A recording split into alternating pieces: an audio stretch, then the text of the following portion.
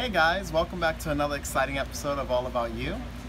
Today I have a very interesting deck profile, one of my favorite leaders that I've been using for quite some time now, especially in two regionals that I made a huge impact in coming second place at Indiana, and the other current one where I came in top 8. So the leader that you guys know that I really love and enjoy using is the Prince himself, Vegeta.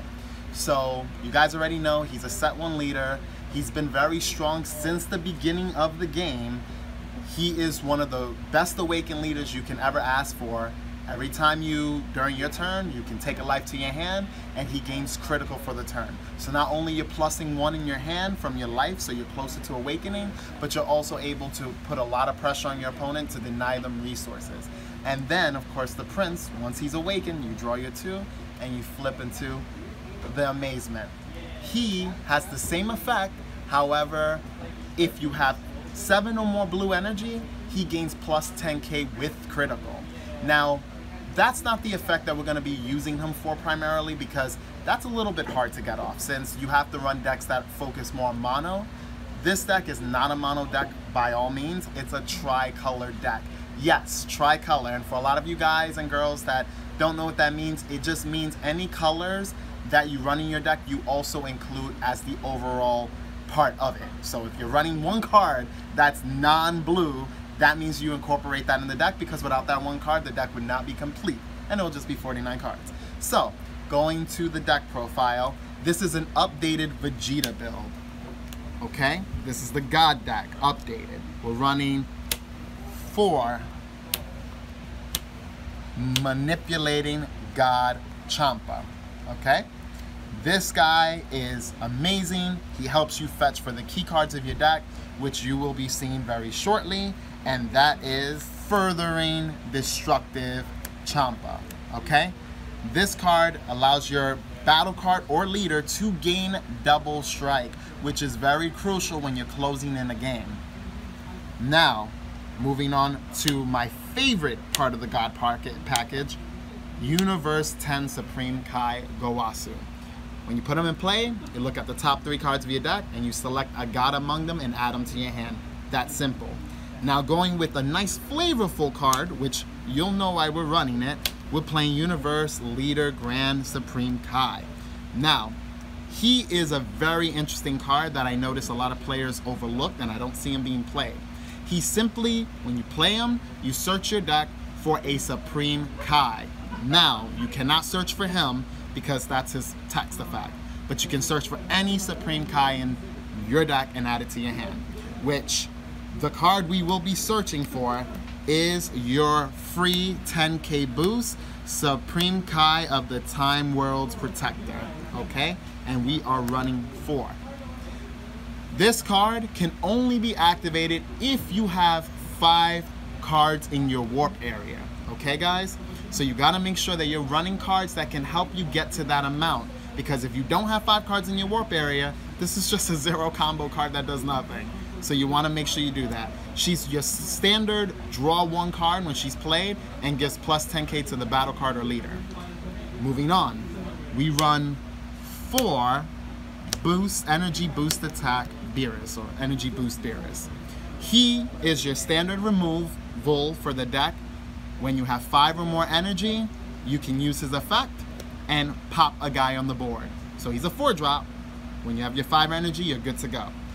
Now for our energy consumption, I like to call it, we run 4 sensu beans. 4 sensu beans are very crucial because this deck needs to keep untapping and just untapping in general in order to make plays happen, especially when you're going in for game. And accompanied by the 4 sensu beans, we run 4 Unyielding Spirit Trunks. These cards are the bread and butter for the deck. They're most essential to have this leader work right. You need Vegeta to maximize all his energy in order so that you can close in the game. Now, we have our support cards of the deck, which is Unbreakable Super Saiyan Son Goku. He is one of the best cards right now in the format. He is a 10k that just cost 1, and you filter through your deck. You draw one card and you get plus 10k to the battle card or your leader, because that's what its combos for, requiring only 1 energy. And we run our 4 Raging Spirit Son Gohan, which he has a very amazing effect. Once you combo with him, he comes into play. That's very useful for adding board presence and also alleviating pressure from your opponent. You can use them defensively or offensively as you choose to do so. Now, we are running also 4 Saiyan Kaba. Saiyan Kaba has been one of the best cards of the game. He came in set 1, he's still in set 3 right now, causing a lot of havoc and destruction and closing in games when you need to. He is one of your self-awakening cards. You can take a life, add it to your hand, he gains double strike for the turn, okay? When you attack, that's what he does.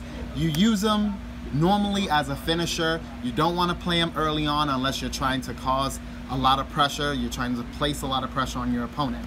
But this card is definitely one of the best in the game, and in conjunction with Vegeta, you can take more than 1 life per turn while using them. So at 6 life, you can use your leader's effect while he's unawakened, go down to 5 life, he gains critical, use Kaba's effect when you attack, take a life, now he's already ready to be awakened. Now do remember, guys, that once a card awakens, it no longer keeps any other skills other than the power that it already has. So if I Sensu Bean, if I use the card like Sensu Bean on this side, unawakened, he will stay with this 5k for the rest of the turn, even if I do awaken. He just doesn't keep critical. So I would have to go down to 3 life and use his effect again in order to maintain critical. We run for our last support card, we run 4 energy boosted Majin Buu. He is phenomenal. He is a cycling card. When you play him, you draw a card. Enough said. And for the finale, because we are running this card, we are running 4 Masked Saiyan the Mysterious Warrior. This is our only overrun card, so you have to make sure that if you open with it in your opening hand when you play this deck, you keep it. You want to at least keep 1 so that you're guaranteed to be able to use your 10k early.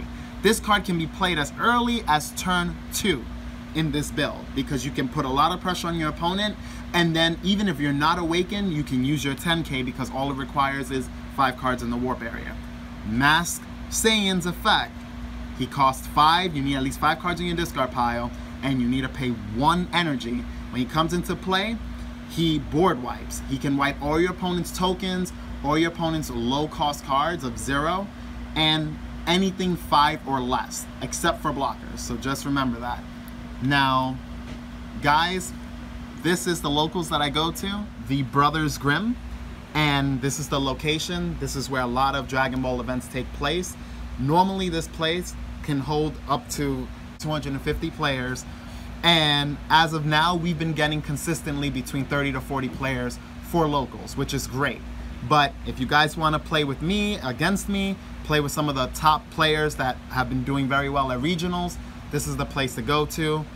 It's a great atmosphere, and they have all your needs, all your collectible needs, and overall you'll have a good time.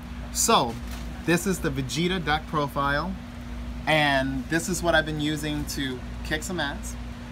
So if you want a budget deck, this is where you want to go for.